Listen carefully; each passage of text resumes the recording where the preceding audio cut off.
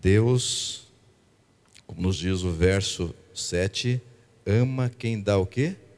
Com alegria, não com tristeza no coração, não porque haja necessidade na causa de Deus.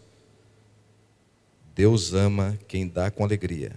Deus quer que você tenha uma colheita abundante na sua vida. Para que isso aconteça, você precisa plantar. Se você plantar, também se fará, é o que diz a palavra de Deus. Que Deus possa atuar no seu coração nessa manhã e você possa devolver a Ele o que está proposto no teu coração com alegria na sua vida. Mas os dízimos nós devolvemos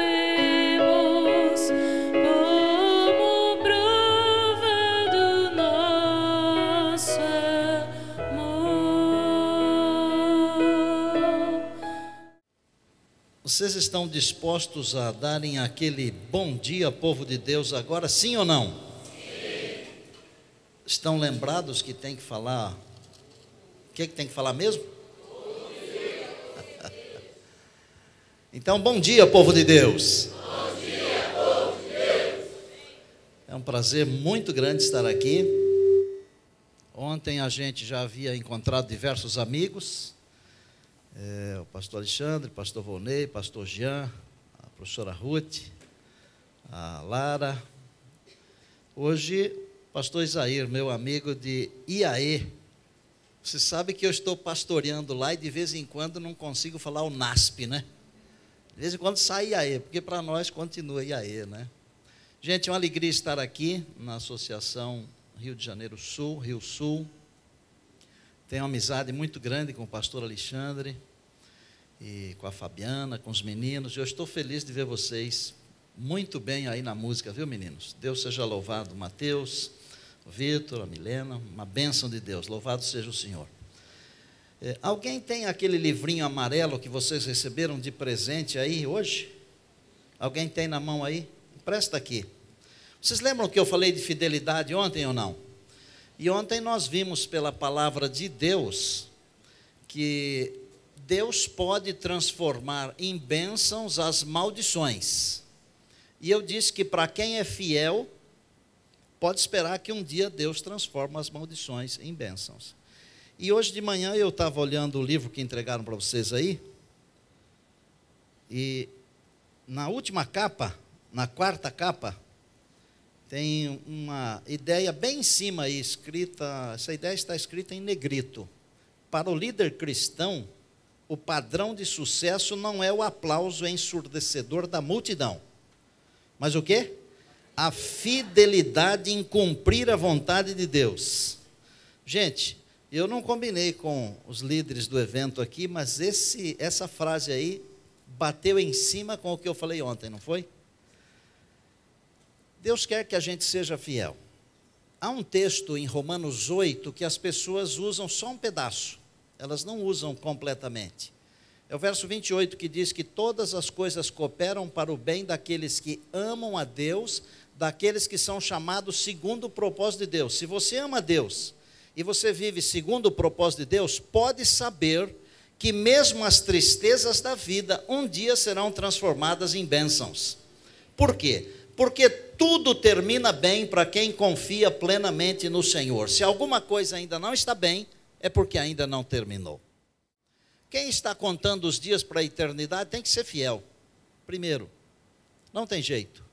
Quem está contando os dias para a eternidade tem que ter comunhão com Deus, porque se não tiver comunhão com Deus, a sua fidelidade vai para o vinagre, vai para o bueiro. É verdade ou não é? Então, comunhão com Deus é a nossa conversa hoje. E eu vou falar uma frase que até escrevi já na Bíblia do meu amigo Daniel, que eu conheci lá em Washington, nos Estados Unidos. Não sei onde é que ele está agora, porque aqui é muito grande. Está ali. Não basta apenas ficar perto de Deus. É necessário permitir que a luz de Jesus inunde a alma cada dia, todos os dias, até o último dia. Isso é comunhão. Não basta apenas ficar perto de Deus. Mas pastor, não é bom ficar perto de Deus? Nós vamos ver. É ótimo ficar perto de Deus, mas só ficar perto de Deus não basta. Vamos abrir a palavra de Deus. Trouxeram a Bíblia? Levantem a palavra de Deus. Aleluia. Glória ao Senhor pela sua palavra. É uma carta de amor. Trouxeram também uma canetinha para fazer anotações? Anotem. Alguns pensam que é pecado escrever na Bíblia. Eu já encontrei gente assim. Mas esses que pensam não estão aqui. Então, escrevam. Por quê? Quando você faz anotações, ao você abrir a Bíblia naquela página e você lê alguma anotação, você lembra do sermão que foi pregado. E aí você é abençoado outra vez. E por falar de lembrar, deixa eu mostrar duas coisas para vocês aqui. Quando escrevi o meu primeiro livro, e já são 7 que foram publicados, o primeiro livro foi sobre o Espírito Santo, e eu só comecei a escrever porque eu tomei uma bronca dos meus filhos. É interessante, não é? Filho, quando chama você para conversar, é bomba. Eu tenho 3. São crianças ainda, mas já estão casados, porque para os pais são sempre crianças, né? O pastor Isaí conheceu bem o Neumelzinho desde que nasceu, né? Ele ia na sala de aula e atrapalhava os professores. E o professor Pedro Apolinário, especialmente, um dia ele comeu uma aula inteira falando sobre filhos. O Neumelzinho apareceu lá, tinha acho que 1 ano e 2 meses, foi uma bênção, né? Os alunos adoraram, porque tudo que aluno não quer é aula, né? Pagam, mas não querem levar mercadoria. Aí meu filho me chamou na sala, depois de um sermão que eu achei que tinha ido muito bem, isso foi em 2003, e as 2 meninas estavam juntas, a esposa também. Aí ele falou assim: pai, você está cometendo um grande pecado. Deu um frio na barriga. Já pensou? Os meus filhos estão sabendo de um pecado que eu estou cometendo e eu não sei. Eu falei: filho, eu não estou sabendo, fala o que é, porque se eu puder mudar, eu vou mudar pela graça. Não, pai, o seu pecado é fácil de ser corrigido. Aí ele falou: diga aí então. Ele falou: olha, você é um... Aí ele falou uma porção de coisas que só os filhos falam para os pais, né? Você é um grande pregador, é o melhor do mundo, aquela coisa toda de filho, né? É tudo bobagem, mas é de filho. Só que você só prega, pai. Você não pode só pregar. Você tem que escrever o que você prega, você tem que gravar o que você prega, porque aí as pessoas levam para casa. As pessoas são abençoadas 2 vezes, 3 vezes, 4 vezes. Então, não basta apenas ser pastor, tem que ser uma influência. E eu queria desafiar os pastores que estão aqui, vamos escrever. Nós no Brasil não temos o hábito de escrever. Escrevam, por favor, a igreja precisa, não é? Então eu escrevi um livro sobre o Espírito Santo que já está na 4ª edição, porque é o ABC para a pessoa não começar a pensar bobagem sobre o Espírito Santo, como tem um monte de gente por aí ensinando. Depois tive a alegria de publicar o que para mim é o melhor deles todos, As Faces de Deus. É o meu jeito de ver a Deus. Infelizmente, eu tinha no carro acho que só umas 20 unidades de cada. Nem consegui trazer, mas talvez amanhã cedo esses 20 poderão ser de vocês, mas amanhã cedo. Não basta apenas ser um pregador, é preciso ser uma influência. Não basta apenas ser um tesoureiro, é preciso ser uma influência. E eu escutei aqui o pastor Volney falando que diante de tudo vai o exemplo, não foi isso que você falou? O exemplo. Contra um exemplo ninguém pode argumentar, não pode, não tem argumento que arrebenta um exemplo. Eles podem arrebentar com um sermão, podem arrebentar com um estudo bíblico, mas um exemplo é imbatível. É o maior testemunho que a gente pode dar. Eu sou dizimista desde pequeno, porque os meus pais me ensinaram assim, nós somos de uma família pobre. Eu louvo a Deus porque Deus tem me sustentado.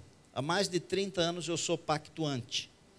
O meu pacto neste ano está ajudando a pagar uns equipamentos que nós compramos na nossa igreja, de onde vamos transmitir o culto pela Novo Tempo. Já está tudo acertado com a Novo Tempo. No ano que vem, às 11 da manhã, terá um culto na Novo Tempo, um culto de igreja mesmo. Não é um negócio de estúdio, não, é de igreja. E é um culto bonito que acontece lá, exceto o pregador, quando sou eu que prega, que não é um bom pregador, mas o resto é tudo bom. Encontrem aí 1 Pedro 5,4, se não houver comunhão, não haverá fidelidade. Se não houver comunhão e, portanto, não havendo fidelidade, não estaremos contando os dias para a eternidade. Estaremos como verdadeiros cadáveres espirituais, ambulantes por aí. É preciso ter comunhão com Deus. 1 Pedro 5,4, o Senhor Jesus diz assim, através de Pedro. É a palavra do Senhor Jesus, a Bíblia, a palavra de Deus, mesmo sendo escrita por Pedro, por Paulo, por João, por Moisés, é a palavra de Deus. E o Senhor Deus diz assim: logo, quando o Supremo Pastor se manifestar, ora, logo que o Supremo Pastor se manifestar, recebereis a imarcessível coroa de glória. Eu quero construir aqui um raciocínio para você. Primeira coisa, quando o Supremo Pastor, que é o Senhor Jesus, na igreja existem diversas hierarquias. É um organograma de trabalho, gente. Entendeu? Na minha igreja eu sou o pastor.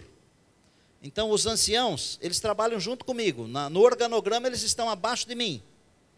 Mas acima de mim está o presidente da associação. E acima dele o da união. E acima do da união, o da divisão. E o da conferência geral. E Deus. Mas acima de todos nós, de todos esses pastores, eu estou mencionando só pastores. Acima de todos existe um. É o supremo, é o príncipe dos pastores. É o principal dos pastores, é o Senhor Jesus. Quando ele se manifestar, e ele se manifestará logo, amém? Ele nos concederá a coroa que a Bíblia chama de imarcessível, é uma palavra horrível. Até para pronunciar é difícil, imarcessível. E eu não vou perguntar quantos seriam capazes de me explicar o que significa imarcessível, mas eu vou explicar para vocês, porque a obrigação de explicar não é de vocês, é minha. O pastor é aquele que descortina o véu para que as pessoas vejam a face de Deus. Você não tem tempo para estudar, para descobrir as coisas. Eu tenho, a minha obrigação, eu sou pago para isso. E quando eu prego um bom sermão, você não precisa nem me valorizar e dizer foi muito lindo, porque eu estou fazendo o meu trabalho. E se eu só fizer isso, eu sou um servo inútil. Já pensaram? O servo que faz o que manda é inútil. O servo bom é aquele que anda uma outra milha. Como vocês estão andando hoje, eu escutei falar que algumas pessoas, senhoras, tiveram que arrumar um monte de coisas antes de vir para cá, né? Às vezes tem o esposo que não é da fé, uma porção de coisas. Imarcessível quer dizer que não murcha, que não quebra, que não enferruja, que não, essa aqui é bonita demais, que não passa de uma cabeça para outra como a coroa de um rei, por exemplo, que pode ser usada pelo seu filho, o novo rei. Ela é imarcessível porque ela é de uma pessoa só, é sua.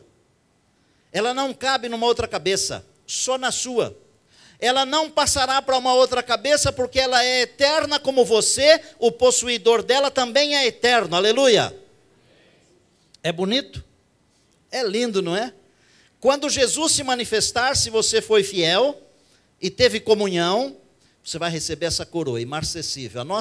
O nosso pagamento, gente, não está aqui nesse mundo, não. Eu sou muito bem tratado, estou sendo excelentemente tratado aqui, muito bem. Em todo lugar que eu vou, sou bem tratado. É gostoso, porque a gente fica mais animado para pregar e para cantar, não é, Fernandinha? A gente fica mais assim, mais feliz. Mas o nosso pagamento não é aqui. Eu já fui pregar em algum lugar, quando estava tomando banho, o chuveiro caiu na minha cabeça. É verdade. Você vai onde a palavra de Deus tem que ir a todos os lugares.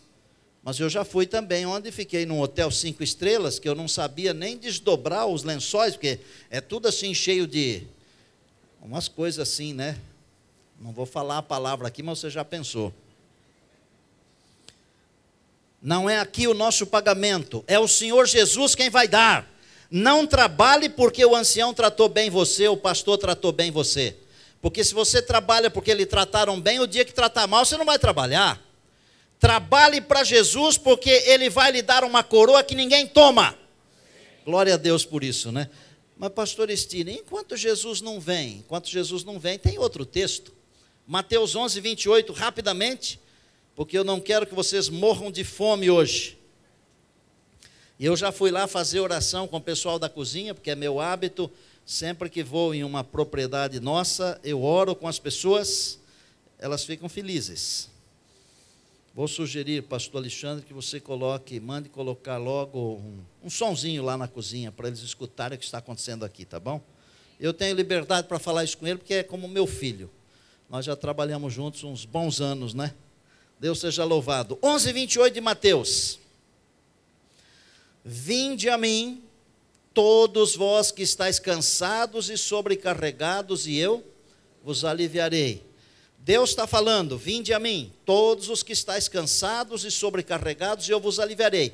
Bom, enquanto Jesus não vem para nos dar a tal coroa que não passa, que não quebra, que não enferruja, que não murcha, que não escapa da nossa cabeça, porque é só nossa, é eterna como nós, o Senhor diz assim: vinde a mim, eu vos aliviarei. Olhando rapidamente aqui no verso, quando eu vou a Jesus, Ele está dizendo que vai aliviar as minhas cargas, certo ou errado? Está correto, não está? Mas é só isso? Não, não é só isso, não. Nós temos que conhecer Deus de um nível muito superior, onde nós entendemos até aquilo que Ele não escreveu. Há 3 níveis de conhecimento. Um nível é daqueles que pegam a Bíblia, entendem um pouquinho ou não entendem nada. Tem um nível que entende toda a Bíblia, dá até um estudo sobre Daniel 8,14, as 2.300 tardes e manhãs, sabe todas as datas, tudo. Mas só conhecem a Bíblia. Agora tem um nível de gente que conhece a Bíblia, mas conhece o Deus da Bíblia. Lá em São Paulo está uma confusão assim de polícia matar bandido, bandido matar polícia. Quando a gente vê que a polícia encontrou uns assaltantes assim e matou uns 3, sabe o que a gente faz? A gente aplaude. Você já pensou? Nós estamos aplaudindo a morte de um ser humano. Claro que no contexto humano merecem morrer, não é verdade?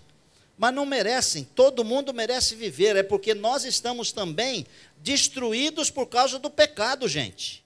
Agora, quando nós começamos a pensar do ponto de vista de Deus, então nós começamos a entender a cabeça de Deus. Se eu ficar perto de Deus, como o Senhor Jesus está me chamando, Jesus é salvação, não é? Eu vou ter salvação? Jesus é vida, é ou não é? Vocês vão falando cada coisa que eu falar de Jesus, para eu não ter que perguntar é ou não é. Tá certo? Jesus é vida, então nós temos vida. Jesus é luz, então nós temos luz.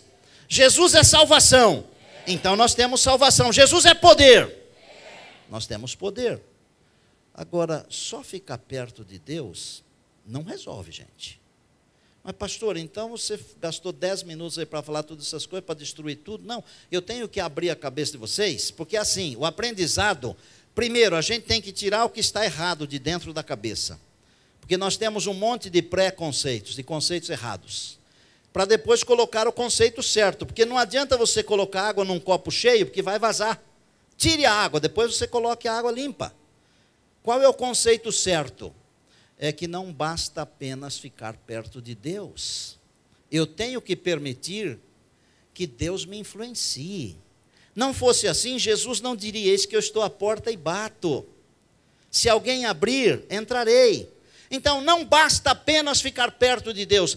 É necessário permitir que a luz de Jesus inunde a alma, cada dia, todos os dias, até o último dia.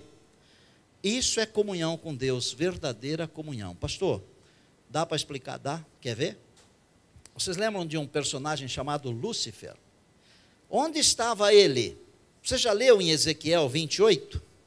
Ele estava no Éden com Deus. Ele vivia vestido de pedras preciosas.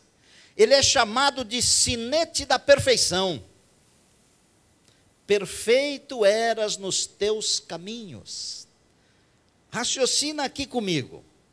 Como que um ser santo, vivendo na presença de Deus, que é santo, santo, santo, num lugar santo, 5 vezes santo eu falei aqui. Um ser santo, vivendo num lugar santo, na presença de um Deus que é santo, santo, santo.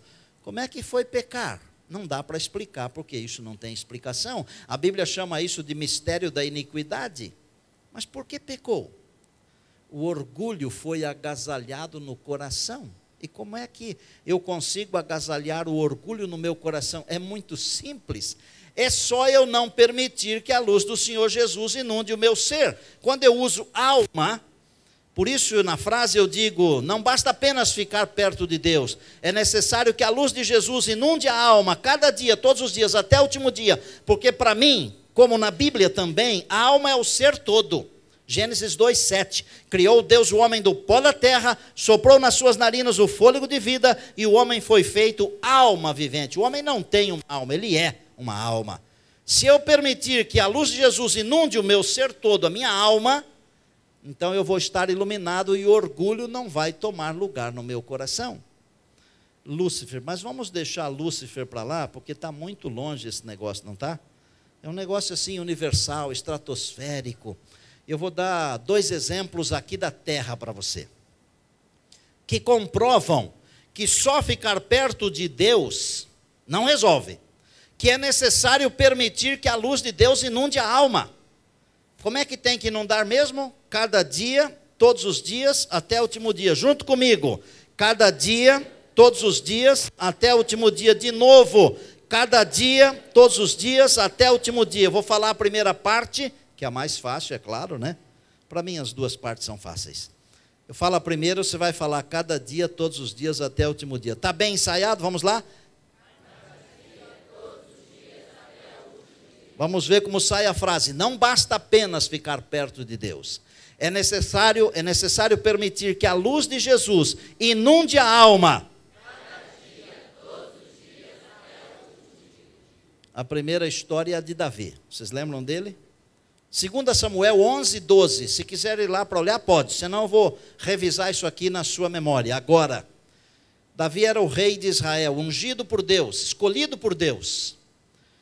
Um dia depois de uma batalha, ele chegou do seu palácio, olhou lá para baixo e viu Betsabá, ou Batseba, tomando banho. Se apaixonou, embora ela fosse mulher de um dos seus principais generais. Mandou buscá-la, a tomou, a possuiu, se deitou com ela. Chamou o marido, mandou o marido para casa, ele não foi. Normalmente a gente diz que o aluno nunca fica melhor do que o professor, não é verdade? Normalmente a gente fala isso.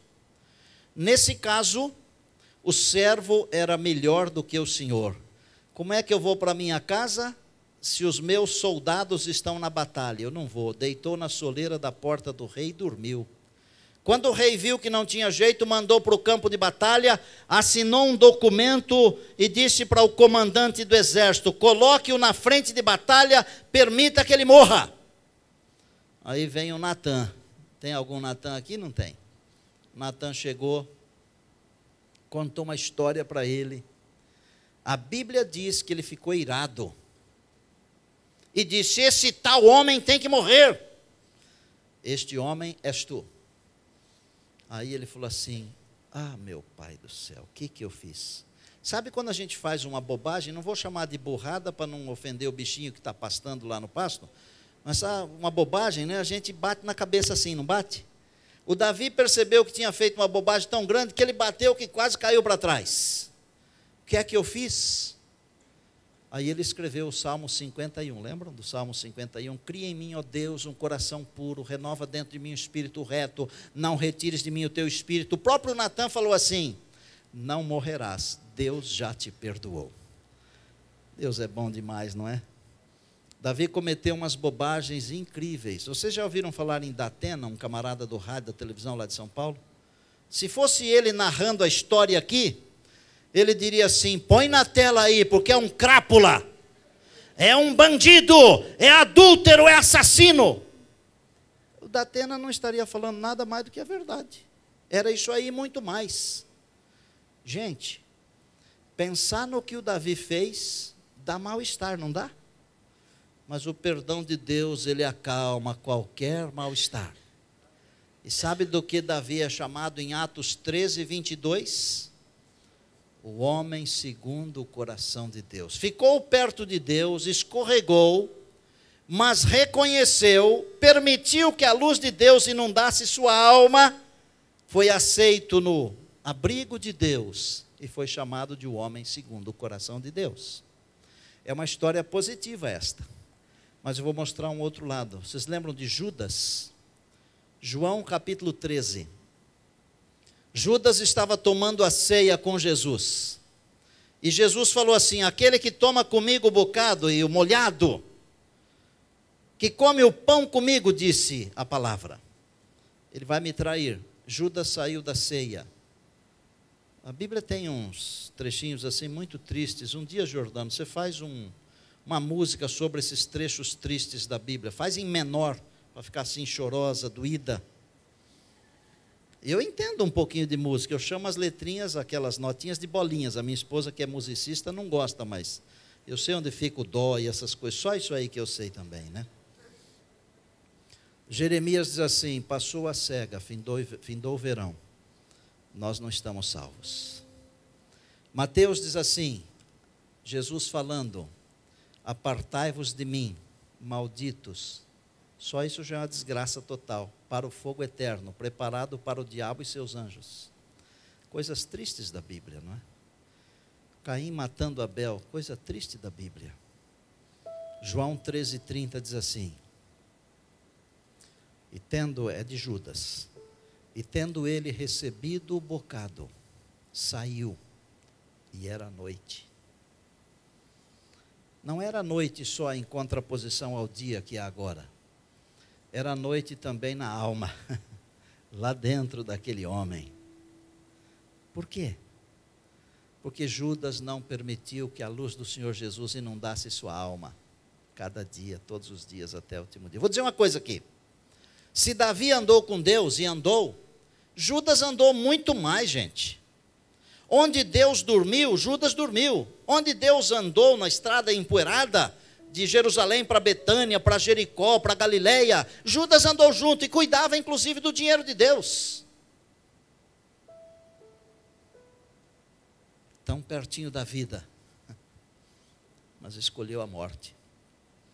Tão pertinho da luz, porque Jesus é a luz, escolheu a escuridão. Tão pertinho da eternidade, escolheu a perdição eterna. Por quê? Estava perto de Deus, não estava? Não permitiu que a luz de Deus inundasse sua alma. Como? Fala.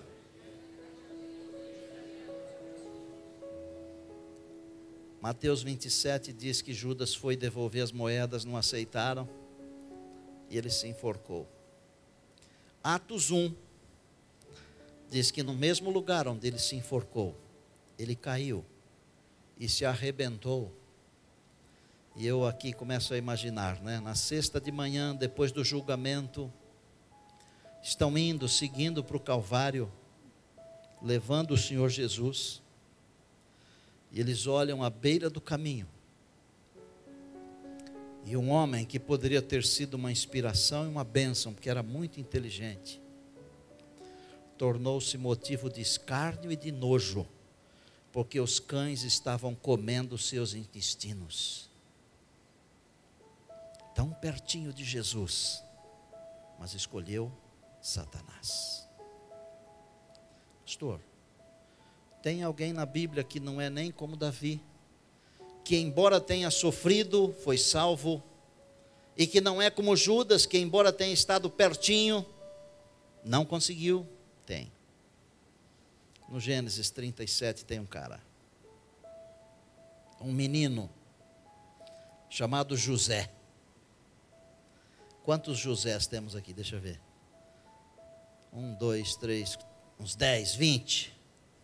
Você também é José? Só conheço como Jordano, José. Aleluia. Quem era José? Vou descrever rapidamente para vocês, para mostrar que pela graça de Deus é possível estar perto de Deus e permitir que a luz de Jesus inunde a alma, cada dia, todos os dias, até o último dia. José tinha 17 anos de idade, está escrito no Gênesis 37. O pai dele amava mais a ele do que aos outros filhos, aos outros irmãos. Isso aqui é um pecado, viu? A gente tem que amar os filhos de formas diferentes, porque eles são diferentes. Mas eles têm que ser amados igualmente. Não pode ser de um outro jeito. E Jacó fez uma túnica talar, de mangas compridas, colorida, bonita para o José. Eu vou dar uma informação aqui que custa muito para a gente conseguir, mas vocês têm o direito de receber isso aqui, e é de graça, hein?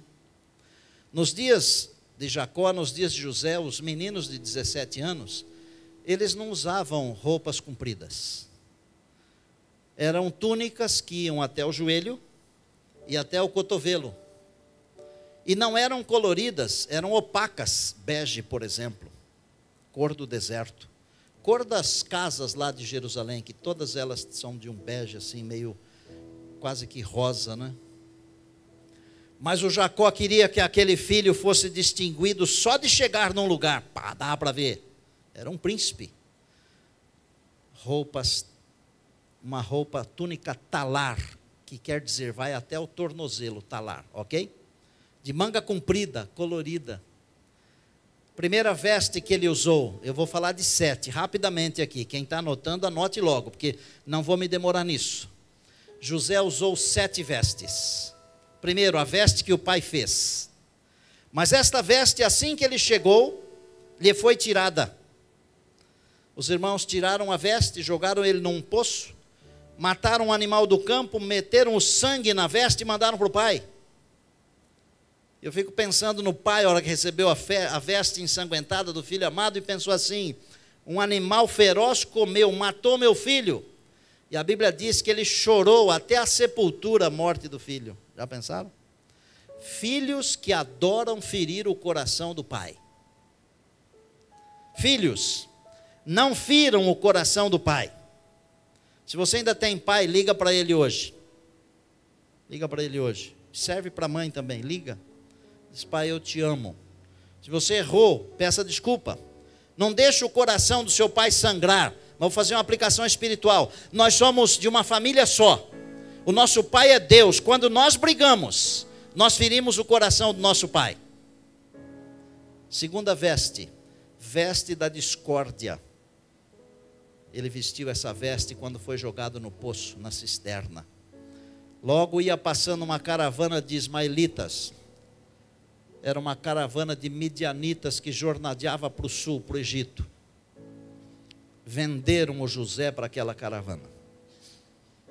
Ele agora é vestido de escravo, a terceira vestimenta. Foi parar na casa de Potifar, e porque era fiel, porque permitia que a luz do Senhor Jesus inundasse sua alma cada dia, todos os dias, até o último dia, ele não transigiu com um pecado só, sequer. Quando a mulher quis se deitar com ele, ele saiu correndo. E ele falou: como é que eu cometeria uma maldade contra o meu Senhor, o teu marido? E pecaria contra o meu Senhor, o meu Deus do céu? Foi vestido de roupinha listrada, de prisioneiro, a quarta veste.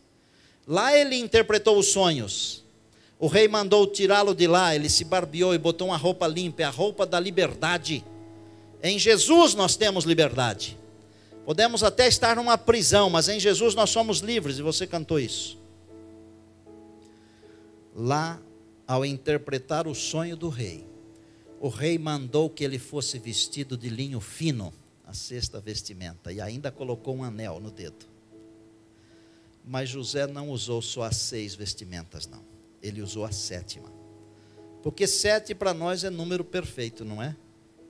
Qual é essa 7ª vestimenta? É uma vestimenta que é tecida não nos tiares desse mundo aqui, mas é tecida nos tiares da eternidade. É a veste da justiça do nosso Senhor e Salvador Jesus Cristo, que é conferida a todos aqueles que aceitam, que permitem que a luz de Jesus inunde sua alma cada dia, todos os dias até o último dia, amém. José vestiu essa 7ª. Essa vestimenta, ela tem um poder. O poder não está nela, mas está no Deus que a concede. O poder de perdoar aqueles que nos ofendem. O poder de perdoar aqueles que pisam no nosso pescoço. Já pisaram no seu pescoço? No seu pé? Na sua mão? Na sua barriga? Essa vestimenta lhe dá o poder de perdoar e seguir em frente. O perdão é uma coisa maravilhosa. O pecado, o mal pode deixar uma cicatriz, mas a cicatriz em algum tempo ela para de doer. Eu tenho uma aqui no dedo, acho que dá para alguns que estão perto ver. Eu tinha 10, 11 anos e eu me cortei com um canivete. Eu sempre gostei de um canivete porque meu pai tinha um. Normalmente a gente gosta das coisas que os pais têm, não é? E eu tenho um, e eu trago comigo, está lá no quarto agora. Descascamos um abacaxi ontem com ele, que eu comprei aqui pertinho, na entrada, depois que sai da Dutra. Delícia cremosa. Durante um tempo, esse corte aqui doía tanto. E é num lugar que a gente bate em tudo quanto é lugar, né? O dedo. Depois de alguns anos, ainda tem uma cicatriz aqui. Não dói mais. Pode bater. O perdão de Deus tem a capacidade de tirar a dor. Mas não tirar a dor do dedo. Tirar a dor do coração. Porque as maiores feridas não são as feridas físicas. Elas são as feridas emocionais, espirituais. São as feridas da alma. José recebeu uma vestimenta que dava o poder de perdoar e não sentir dor. Aleluia! Vou falar duas coisas mais de José e vou terminar. Uma delas, ele viveu 110 anos. Vida longa. Quando a Bíblia diz, honra teu pai e tua mãe, para que te prolonguem os teus dias. Vou fazer aqui uma aplicação romântica, tá? É um mandamento de Deus este. E a gente sempre pensa que aquilo tem a ver com a segunda tábua, que fala só do nosso relacionamento horizontal. Mas tem a ver também com o nosso Pai do céu. Se eu honrar o meu Pai do céu, vida longa para mim. Se você honrar, vida longa para você. E se não for longa aqui, será longa na eternidade, glória a Deus. Segunda e última coisa de José. Aliás, eu vou aumentar uma, me permitem? No verso 15 do Gênesis 37, tem um versinho que é chave. Lá diz assim: e quando ia em busca dos seus irmãos, alguém o encontrou e ele havia errado o caminho. Ele mostrou o caminho certo. Lembram disso aí? Um homem o encontrou. Na Bíblia, homem pode ser uma expressão usada para homem mesmo, mas também pode ser uma expressão usada para anjo. Quer ver? Quando o pai dele, o Jacó, vinha voltando, no vale de Jaboque, a Bíblia diz que ele lutou com um homem. Não foi? Depois, um pouquinho mais abaixo, no mesmo texto, a Bíblia diz, lutou com o homem e com Deus, e foi vitorioso. Tanto que aquele homem, que é o começo da história, que é Deus, tocou na articulação da coxa e o abençoou. Não é um homem abençoando, é Deus.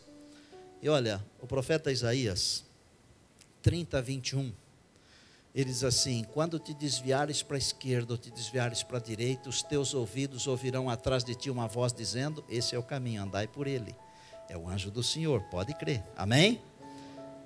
A Bíblia diz no Salmo 32, 8, instruir-te-ei e ensinar-te-ei o caminho que deves seguir, e sob as minhas vistas te aconselharei. É o anjo do Senhor, aleluia. A última coisa, José acreditava plenamente que Deus libertaria o seu povo. E no finalzinho do capítulo 50 do Gênesis, nos versos 24 e 25, José chamou os irmãos uma última vez e os fez jurar. E ele disse assim: certamente o Senhor vos visitará. Levem os meus ossos daqui para a terra prometida.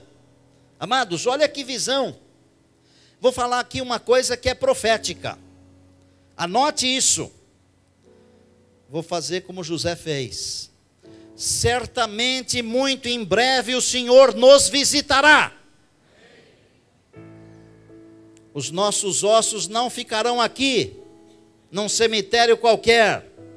O Senhor nos levará para a terra prometida, mas não aquela, a outra, a nova Jerusalém, a Jerusalém celestial, a terra de Deus, aleluia. Hoje eu tenho um desafio para você.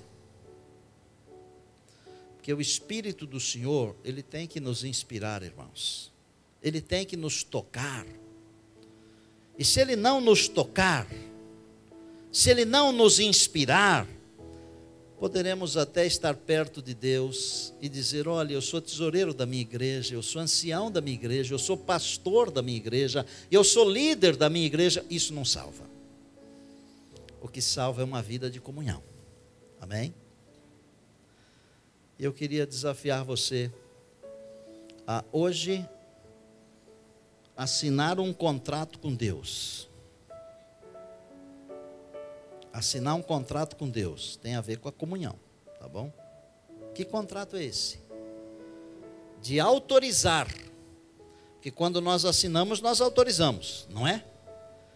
De assinar um contrato com Deus, autorizando-o a inundar a sua vida hoje com a luz do Senhor Jesus. Amados, o que acontece se a gente autoriza o Senhor Jesus a inundar a nossa vida? Vocês já leram na Bíblia que não pode haver comunhão entre luz e trevas?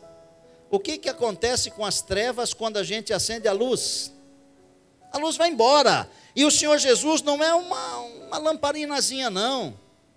Não é uma luz de uma lanterninha pequenininha. O Senhor Jesus é um farol.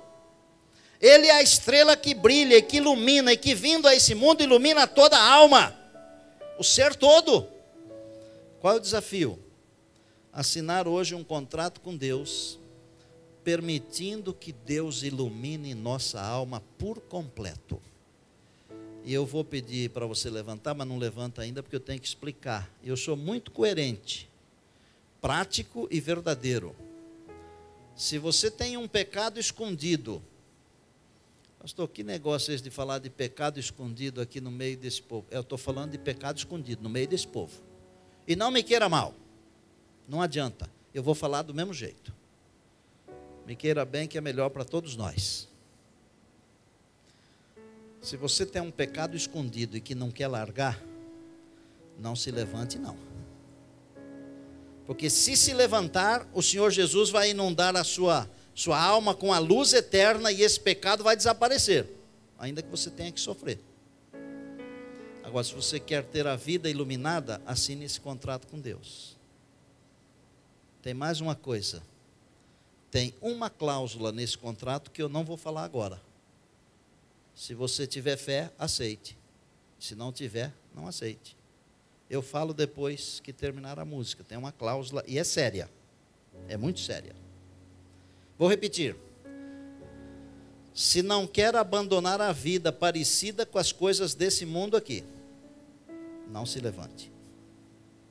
Agora, se quiser ter a sua alma, o seu ser todo iluminado pela luz do Senhor Jesus, é a sua vez. E se você fizer isso, pode saber de uma coisa: Ele vai iluminar você, porque Ele está batendo a porta do seu coração, a porta do meu coração. E se eu abrir, Ele vai entrar. Se você abrir, Ele vai entrar. E a Bíblia diz assim: e fazer morada. E eu cresci numa igreja pequena, foi onde eu fiz o meu primeiro sermão.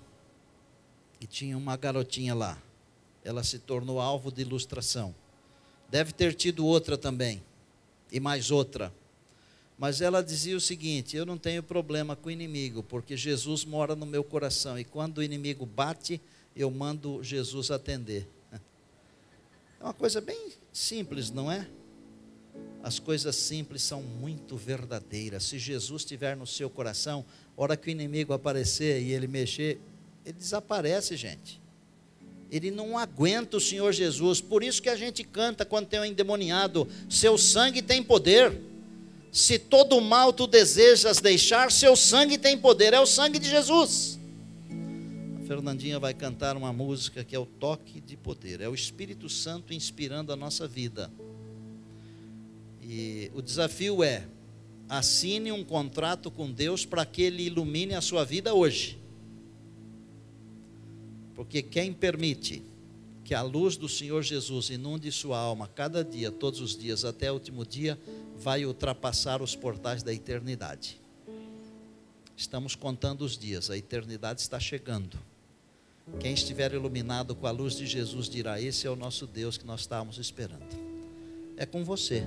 Se aceitar o desafio de assinar o contrato, enquanto ela estiver cantando, fique em pé e nós vamos assinar o contrato.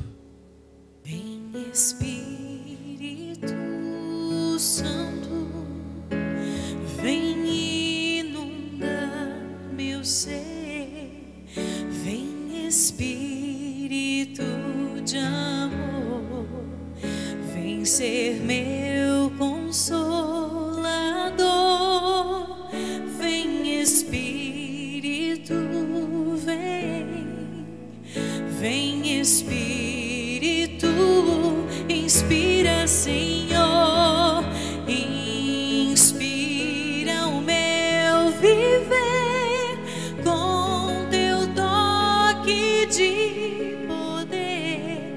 Vem agora libertar, em mim habitar, alívio e refúgio és para mim.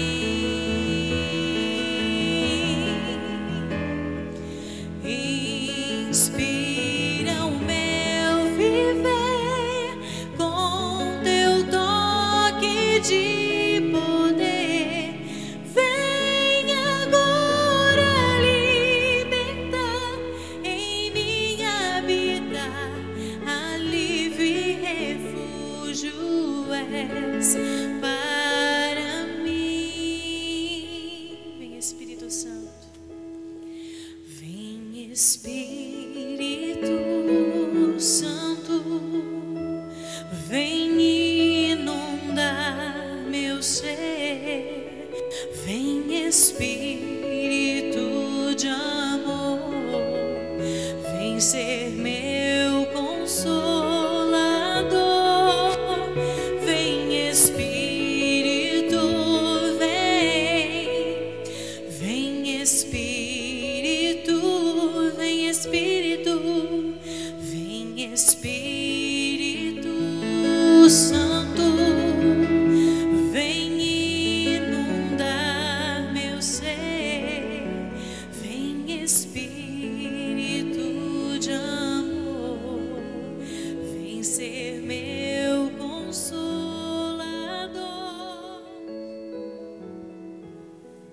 Música linda, né? Quando Jesus estava para subir, ele prometeu que mandaria esse consolador, igual a ele, Deus como ele, como Pai. Então o que a gente tem que fazer se só vale por um dia? Tem que renovar todo dia.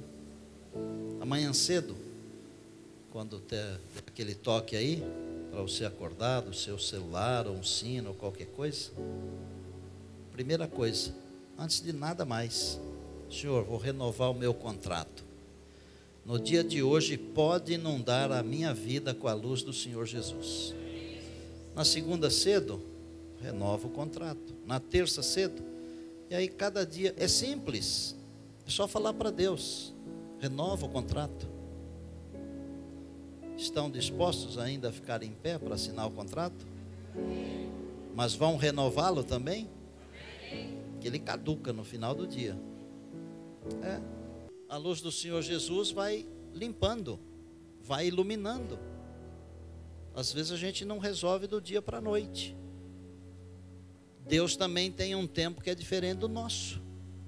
Mas se nós formos fiéis, persistentes, na comunhão diária, renovando cada dia o nosso contrato, o dia que Jesus aparecer nas nuvens dos céus, o que vai acontecer conosco? Nós vamos com Ele para a eternidade. É o que eu quero para vocês, para mim, para minha família, para minha igreja, para os meus amigos. Só isso. Eu já renovei o meu contrato hoje cedo.